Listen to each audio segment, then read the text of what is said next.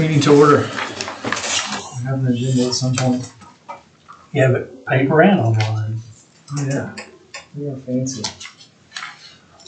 Gee, your first meeting had those, my last meeting, I didn't. Agenda number 1, discussion and possible action regarding the meeting minutes of March 20th, 2024. We have those minutes. Any discussion? Any action? I'll move to approve them. Second. Call for the question. Any questions? Call for the question. I'm gonna mess that up. So then, all in favor? All in favor Of approving the minutes? of approving the minutes? Aye. Aye. You'll get the hang of it, he's just a rookie. Yes. Then you have to still say if anyone's opposed. Anyone opposed? I think you have to still say it. Okay. Passed. These are called Nick's laws, right? Nick's rules? Robert's rules. Robert's rules of order. Robert's rules of order. There we go. I'm gonna refresh myself on Robert's rules. Number 2, discussion and possible action regarding an update from Home Finance Authority Executive Director, David. So I, at the request of John Pettis, who you replaced, he wanted to get a monthly executive director's report. And those are kind of mundane and boring. And I felt like I was just wasting you all's time saying I talked to this lender or did this or did that. So I changed it up a lot. And now I gave you this one for July through September. And it's just kind of a synopsis of what we did. You can see it. I don't have to read it back to you. 2 things I do want to bring up to you. Tom and I met with the Oklahoma Employee Security Commission, and it has to do with payroll from 2023 before I was executive director. There's some issues on some numbers, and Tom got me authorized to visit with him, and I'm working on clearing that up.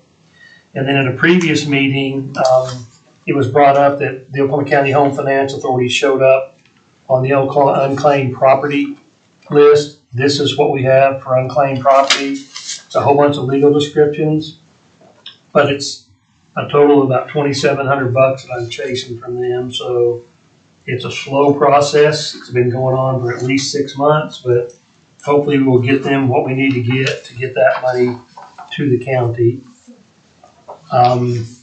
Been busy meeting with banks, busy meeting with lenders. Probably the biggest thing we did, which Tom attended as well, last week, the Edmond Board of Realtors had their monthly meeting. It was a brunch instead of a lunch. There was at least 100 people there. I don't know how many were realtors and lenders. Probably more lenders than realtors, but that's okay. That's our target audience too. But Tom came up and visited a little bit. We talked very briefly about the programs and rates and the NCC program. The biggest thing I want to point out on the executive director's report, in the previous 12 months, we pooled $652,215 in loans.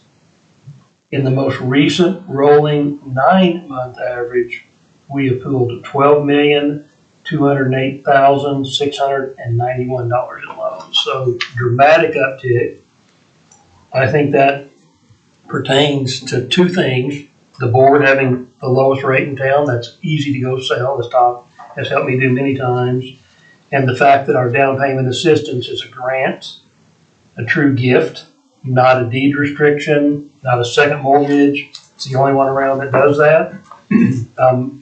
As Mark and I have talked, we probably won't be able to do that forever, because right now you guys are subsidizing 3% for every deal we do, plus giving the gift. At some point, when lenders get more and more used to doing our programs, we might want to start edging up a little bit on the rate. We're a percent below OFA right now, so there's a lot of, you see that. I mean, there's some room to edge that up and do some things, and I'm not suggesting we do that now, but we have had a dramatic increase in volume, and thank you all for letting that happen. It's kind of nice to get a lender calling you saying, I lost a loan to you guys, is this really your rate? And I said, no, it's lower than that today. BOKs who called, they said, why can't we do those? I said, you've been our participating lender from the beginning. You can. So it is nice to get those kinds of phone calls. And to have that kind of increase in volume. That's all I have on the executive director's report, unless you guys have questions. Go ahead. I don't have any questions. I mean, I think that's good. And I think the last time we saw each other, we got the website worked out. It looks better. So The county yeah. stepped up in a huge way, and they did almost all that work for us, and it's dramatically better than the old No, one it was. looks really good. Yeah. So At some point, raising rate, or at some point, not making it a grant is on the table. Should be at some point. I mean, we can't keep going forever. We have plenty of money to do it now, but I think as lenders get more familiar with it, we can, instead of kicking in 3, maybe kick in 2, and that, that's going to be an eighth on rate or a quarter. It's not going to be a big difference. Yep. I hope we can continue to do the DPA as a gift. That's our real sell. I mean, you know better than me. You're the one that talks to the customers, but I think that's a huge selling point. Oh yeah. people are interested when they find that out. Yeah, it doesn't have to be repaid. It's not some crazy formula on when you do pay back and if you do pay back.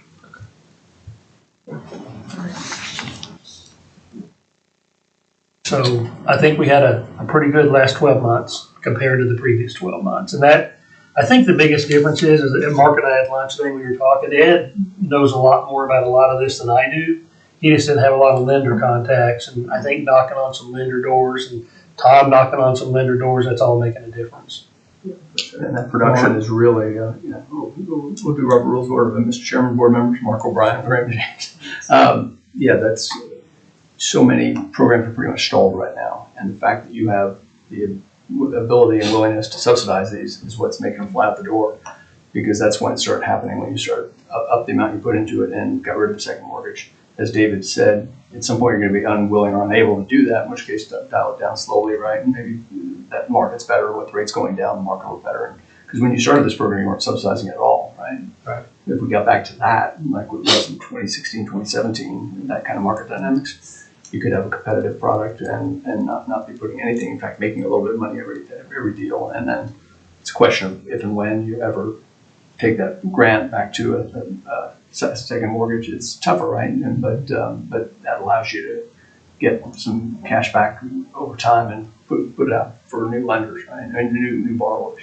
So congratulations, going from 600,000 in 12 months to basically 12 million two in the last 9 months. That's an incredible ramp up and a testament to the way you subsidize the program, number one, because you can, and number two, your executive director and chairman knocking on some doors and let people know it's out there. And some of it's just awareness, right? They just haven't been using the muscle for a while. They haven't been, you say, oh, wait, so you got that. And it's below Oklahoma HFA. And it's a grant, not a soft second mortgage. That's a compelling story right now. So continued success and all the best. Well, where do you guys see the difference if we just made a policy shift today, right, at 1 o'clock of a declining rate environment?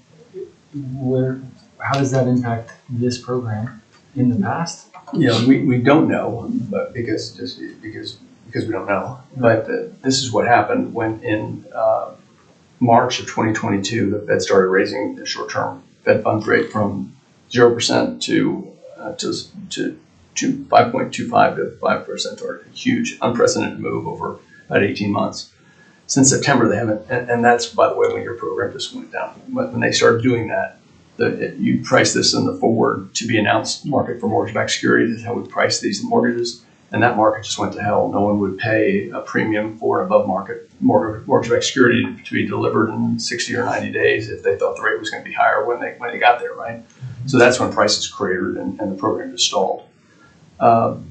So what happens when rates now start coming back down? Does the market correct? We hope so, I guess, and because the bond market still works, but you all aren't really in a position to do tax-exempt bonds for your program because it would cost a lot of cash, and Oklahoma HFA has that kind of money to do it, and state HFAs, but very few local HFAs are going to write a check for $750,000 to do a $20 million bond program with the hope you get it back. It originates well, right? It's just a lot of money to put out, and it's a risk, right? If you don't originate, you don't get it back.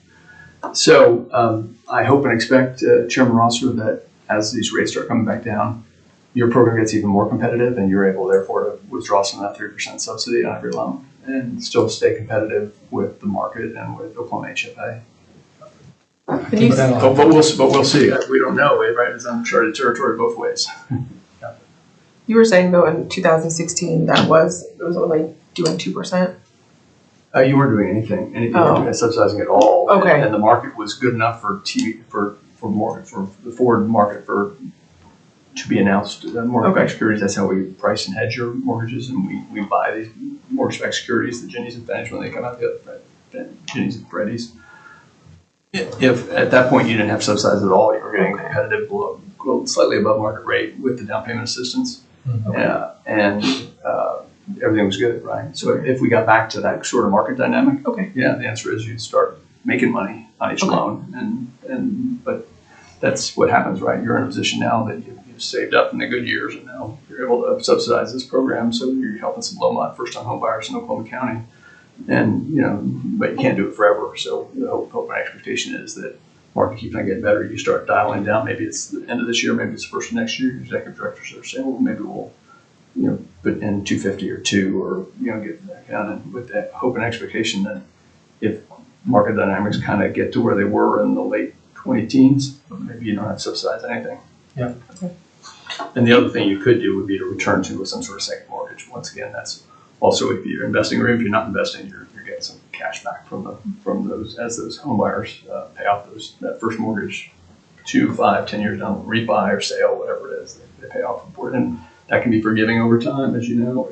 Oh yeah. A lot of different ways you can think of. Should we talk to the board, David, if when you ever thought that might make sense? We can look at that. I mean, in years past, before either one of you were on the trust, many years ago, when we did a lot of tax exempt bond programs, we had the ability at the tail end of a program to renegotiate and cash it in. And in one program we got $1 million, maybe slightly over $1 million, but all those freebie gifts have been used up by the authority over the time. We still got the money, we just don't have any more future income sources like that, at least for the foreseeable future. So at some point we will have to think about less subsidy and or changing how we do the DPA, and then you all can look at that and see with projections from Mark, but it's something we can't continue in perpetuity is the reason it's being brought up now.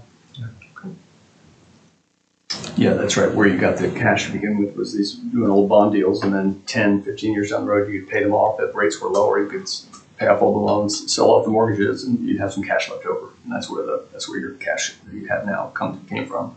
But we raided all those nests now, and all the bonds are basically gone. So here's where we are. But you've got a nice balance sheet, so good for now. And we had to end number 2 in the proper Robert's Rule way. Any other discussion?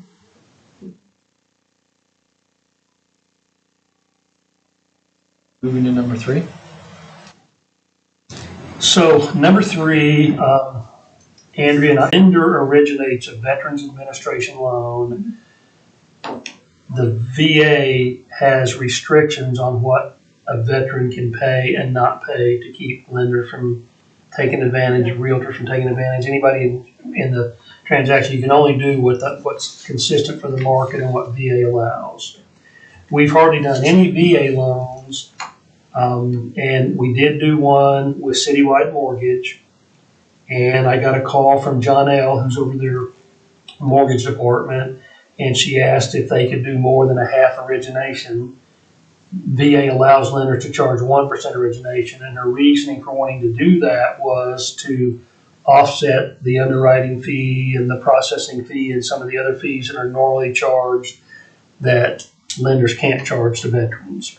So talked to Tom real quickly, talked to Mark, talked to Jared, and we decided we would execute a one-time exception waiver for them to charge a 1% origination fee. The loan closed fine. Went down the road, so I had a conversation with Tom since he's in the market and said, we might want to think about doing this for all VA loans, try and bump up, not to charge the veteran more money, because a lot of times lenders don't even charge the veteran's origination fee. But if they want to offset those fees, I feel badly that veterans are not getting advantage of the lower rates from the lack of a half of a percentage point. They're going to make that up in 1 year on the loan. So input on that from your industry expertise? We'd love to not charge origination, right? And so I thought we were going to discuss paying more SRP, right? Or not really SRP. We can look at that as well. I mean, we can. Her point was with the reduction in income or reduction in fees, they wanted to see some sort of change in income, and bumping up SRP might be the way to do it on a VA, bumping it up by half, that way the veteran doesn't pay it. That would hurt us, not hurt the veteran. Correct. Your subsidy would go from 3 to 3.5 for a veteran's loan, and you've done almost none of them. Which is probably a better solution. I like that solution as opposed to charging the veteran more. Because sometimes you get the seller to pay that, but most of the time that is the veteran. Yep. Yep. Yep. And, we should do, in my opinion, what we can do to facilitate veterans being able to take advantage of this program. And if it doesn't work, we can back off of it later. Yeah, I agree. Or if it doesn't work, you don't spend it, right? So you don't Yeah. want to foul. But that's a good point. Your current income to the lender is $250, and when you close a loan, on VA loans are only 2%. Right. So basically, if you were to dial up your subsidy for just those loans from 3 to 3.5, then the lender would be equal on the VA loans. And they wouldn't feel like they have to charge the veteran, right? Right, it would benefit the veteran more, kind of like we talked about. I mean, when I talked to her, it was strictly about increasing the origination fee, which is why I brought that point up. Mm-hmm. Never even thought about increasing the SRP. I mean, you're just gonna get it when the loan funds and goes in the pool versus at origination, you still get it. Right. You could allow both. Yeah, you could. I mean, I've never been a proponent. We're not. Right. Your board's, it's your money, so whatever. Right. I mean, I think if we increase the SRP by half, we keep the half on the origination, and that way they can't still charge the veteran. Well, so yeah, I was looking at this driving down here, and I don't understand why we're not doing more VA. We've done one in a year out of that 12 And they million. get the same 4.75 as the FHA buyer. Right. They do. And the only thing I can come up with is the lenders are shying away because of the unallowables. I don't know that that's a fact, but They're only making 2% rather than 250. It's worth trying. It's not It could be profitable, so they're moving away from it. It could be that. It also could be that you tend to do more assisted loans than unassisted loans, I think, or used to. I'm not sure what the mix is right now. But the VA buyer doesn't need the assistance, right? Because generally it's 100% anyways. Well, they can use it on closing costs. Well, Yeah. We can't vote on anything today, right? No, we can. We do. We have a quorum. Only takes two of it. Discussion and possible action.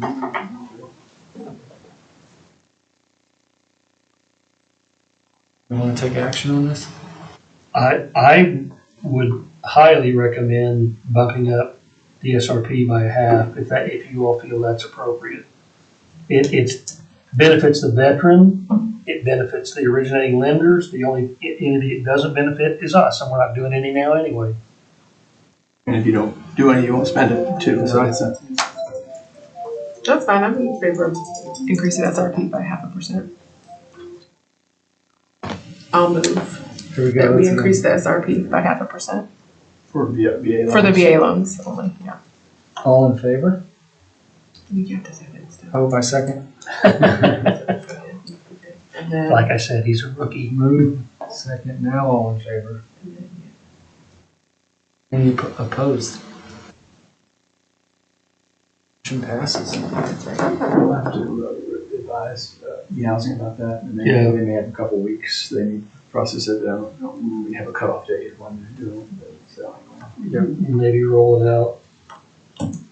You'd be lucky to get October 1st, but probably 10-1 or 10-15 probably.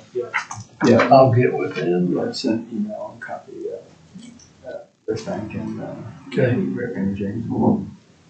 They didn't want probably to call their administrator guidelines, and I'm sure it's a pretty quick change, but they don't like that. These changes come, they like to have time to think about it, make sure that they get published right and get it out to the lenders and have a date when it starts. Okay, I'll get that out. And thank the board for doing that. I think that'll be a very positive move, and if we do a few VA loans, we'll see how much longer we can do it. Yeah, not gonna hurt anything. I don't know that this has a breakout of loan type on it, but I really do believe it's, when I checked, it was this does not, it was one VA loan in a year. That is all on that one, Mr. Chairman. We are moving to number 4. Jared is not here, but possible action with respect to update regarding ARPA housing developments. Jared is in a 14-hour continuing education class. So he sent me and I gave you all the numbers, it's on this sheet, but we approved the Urban League for $250,000 for an ARPA program, and they've spent their entire $250,000. We approved Community Action Agency for $250,000. They've done all theirs. We also approved Progress OKC for a fairly large one. They're still working on plans and some details. That's why you don't see any numbers under theirs. Collective Strategies feels like that their draws are going to start picking up pretty quick. They got approved by the city, but turned down by the Planning Commission. So Nick's working on the final changes to that.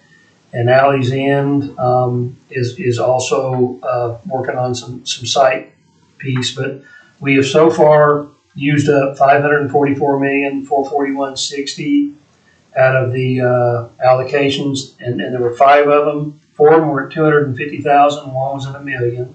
So $2 million, we're about 25% used up on it.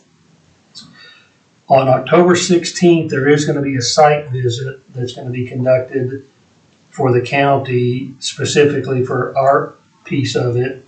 They're going to come to Jared's office. Jared and I are meeting with him. Jared has reached out to each one of these entities and asked for updates on where you are on your project, before and after photos, where we're at, so we can have a good story to tell. When the folks come in on Accenture on the audit, they have to do that for all the ARPA funds federally. So we're working on that, and we think it's going to be just fine, and everything should work out okay. I think the county's undergoing just a general audit on the county stuff anyway, and ours is like 1.5 million out of the first round, and this 2 million is out of the second round, and our first round audits went fine. So we don't anticipate any issues on the follow-up or where we are on that. So we'll report the next time the board meets on how that audit came out, but we don't anticipate, as I said, any issues. That's all I have on that one. Let us know how it goes. I will. Yeah, Alley's End also has multifamily bonds on it from Oklahoma HFA that we're working on right now. So it's got subsidy coming from several places. Any other discussion on 4? We'll keep you guys posted as the audit takes place after the 16th, but again, it should be a non-issue. Number 5, discussion and possible action regarding the dates and times in 2025 regularly scheduled meetings for us. I think you guys have a link on that on yours. And these tend to coincide with the OFA meetings, is where those dates come from. Mark, does that look right? Yes, basically the second Tuesday, or it's the second Wednesday of the month, or the third Wednesday. Yeah. It does. Those work for me. I mean, the only thing that could mess me up is spring break if it's that week, but I don't know. I've been public schools has put out when spring break is yet, but we can make it work. I don't think Oklahoma HFA is getting theirs yet either, but I can tell just by looking at it that that's the general. Andrew, any calls on those dates? They all look fine. And I'll Only one make I sure. would say is, oh, no, because Thanksgiving is the next week, so no, that's fine. Do we need to approve these dates, these times? We do. That lets Mark only come up once too. I move that we accept these meeting dates for 2025. A second. All in favor? Aye. Any opposition? Approved. We don't have any citizens here. Any new business? Before we adjourn, anything you guys can think of I should be doing or keeping you in touch with that is not taking place? No, I think just keep it up, baby. Appreciate you always being willing when we got a deal like the Brunch to come out and participate. Absolutely. I mean, you know better than I, but getting out in front of folks is probably the best way we can sell this deal right now. Well, yeah, and I think getting the agents, and the agents then go to the mortgage guys, and mortgage people. There's one way, and then going directly to the mortgage people. Exactly. Yeah, congratulations, a good 9 months. And other folks are usually kind of in dead waters right now still. Just hoping the rates keep on coming down. So you're in a good spot to be originating right now. So congratulations and continued success. Thank you, David. A year ago, we had discussions on did we need to continue this authority or not. That's how slow it was. Yep. So I hope we can get the origination up enough that you guys don't just need a part-time person doing this deal. But so far, it's working out. I think we have to move to adjourn. Oh, move to I move to adjourn. adjourn. Second. You can tell she knows Robert really well. I'm gonna know next time. Meeting. Told you.